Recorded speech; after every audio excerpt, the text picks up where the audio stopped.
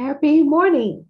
Today, in our book day session with you, we have this book, The Life of Rosa Parks. My eyes have seen the glory. And this is such a book that before Martin Luther King, we have Rosa Parks. I will hand over to Gideon to share with you more about this book. Today, I'm very excited to share about this remarkable woman. And I'll give you a little background about the author. This book is written by Douglas Brinkley, and he's the American author, professor of history at Rice University. He's the history commentator in CNN, presidential historian of the New York Historical Society, and a contributor editor to the magazine Vanity Fair. So back to this book, Rosa Parks. A lot of people may not know who is she. This is her real photo, right? When she taken for a documentary in that bus. So Rosa Parks, a lot of people know Martin Luther King, but actually before Martin Luther King, Rosa Parks is the one that will bring out Martin Luther King. And Rosa Parks was an American activist in the civil rights movement, best known for her role in the Montgomery bus boycott. We'll talk about what is this bus boycott about in this session. The United States Congress actually honor her as the first lady of civil rights and the mother of the freedom movement. And in every year, 1st of December is celebrated as the Rosa Parks Day. So, it is to honor Rosa Parks and her brave civil rights activations. So let's talk about what is this bus boycott about. I'll bring you a little bit back to history. It is about 1950s, in the 50s.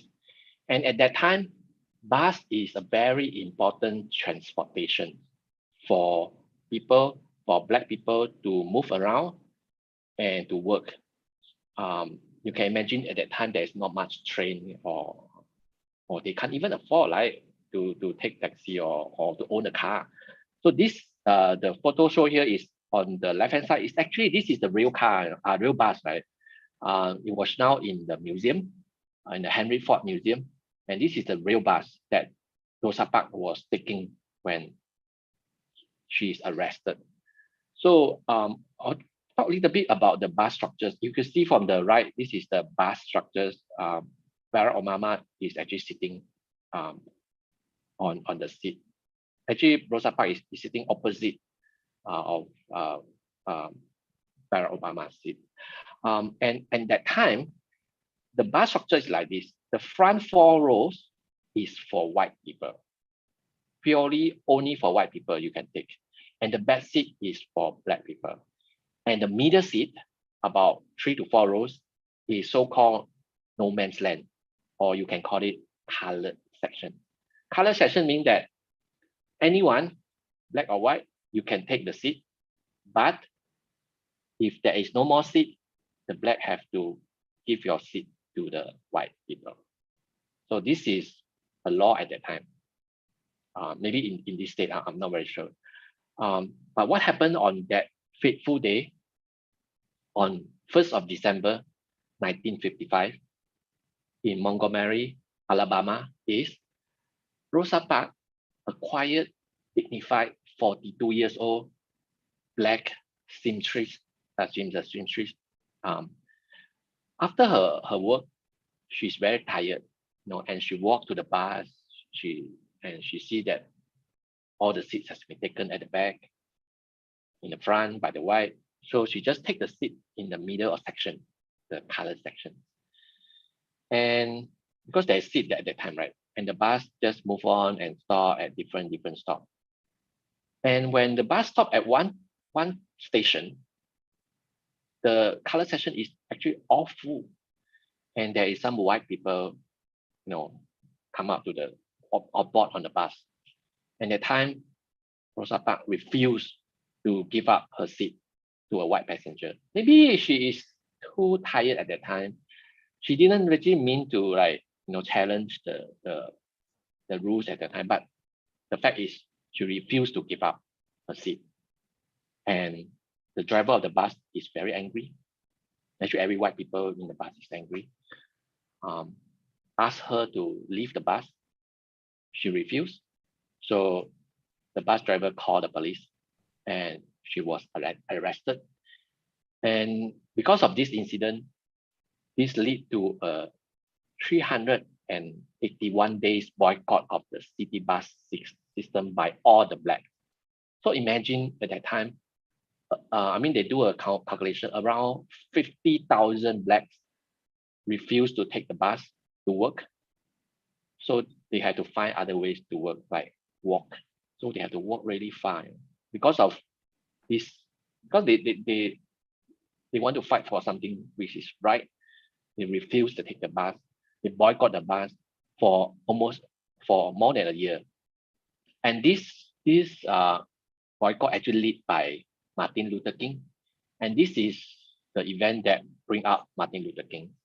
And Martin Luther King is now considered the beginning of the American civil rights movement. Rosa Parks' personality and character in these stories is important. She is graceful, reserved, and a devout churchgoer. She is also a civil rights activist along her daytime job. She got her daytime job. A little bit different from Luther King and even Gandhi. She believed that we have to use the righteous force when it's necessary. Gandhi and King believe in peace more than use force or violence. But Rosa Parks believes that sometimes we have to use some force if necessary. A little bit about her story after that. After this incident, her husband can't find any job because no white people will hire them. She also can't continue her job as a seamstress. So they have to move. They even have to move to another state, move to Detroit, 1957, and continue to work from there. But she still worked for civil rights and taking part in a lot of the marches. In 1960, there is a lot of demonstrations for Black people. And Rosa Parks also admired Martin Luther King a lot. But a lot of us know that he was assassinated in 1968. So after Martin Luther King's death, I think the movement become a little bit lost their way. And Rosa Parks believed that anger and violence will replace the non-violence protest. In later years, I think a lot of people almost forgot about her. But in 1999, Time magazine regard her as one of the most significant individual of the century. And a lot of admiration from Pop, from Nelson Mandela, and even and others. So this book is about the life and the times of a remarkable and inspiring woman. Talking about something that we need to fight. In that time, not only civil rights, there's a lot of things that need to be fight in America, like the rights to vote. Even the right to vote at that time, there's a lot of difficulties for blacks to vote. Like they want you to do a literacy test before they let you vote. They want to do some tests. They want to do some interview. They will send the certificate to you by mail. All these are challenge, because are you saying that, because I can't read and then I can't vote? Or are you saying that because I don't have a house mail address for you to send the certificate, then I can't vote? Or because I'm a certain level of people, then I can't vote? So all these things are something that they fight for. So yeah, Joyce, have anything? Because I can't. So I think we want to leave you with some of the quotes, right? The famous quote that I think this book is talking about. Um,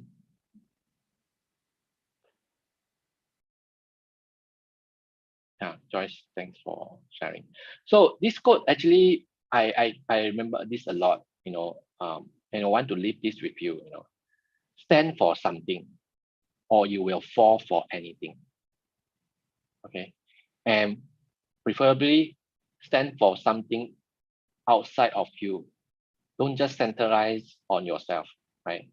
Do something for something bigger than yourself, right? If you don't stand for something like justice or righteousness, or even your own dream, your inspiration, you will easily fall for a lot of things because there is too much challenge, in life, right?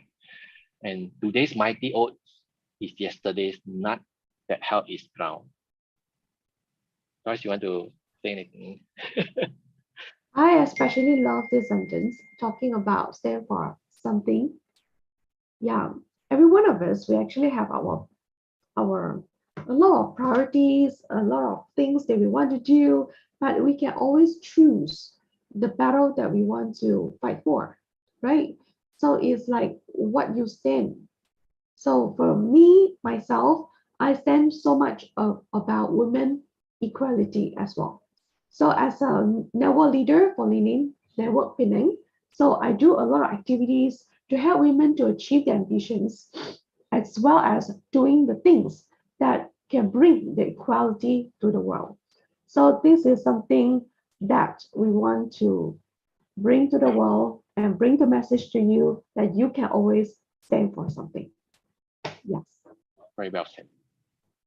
Thank Hopefully, you so much. yeah, every one of you can grab this book and tell us what your takeaway from this book. Yes. We're going to see you all next time.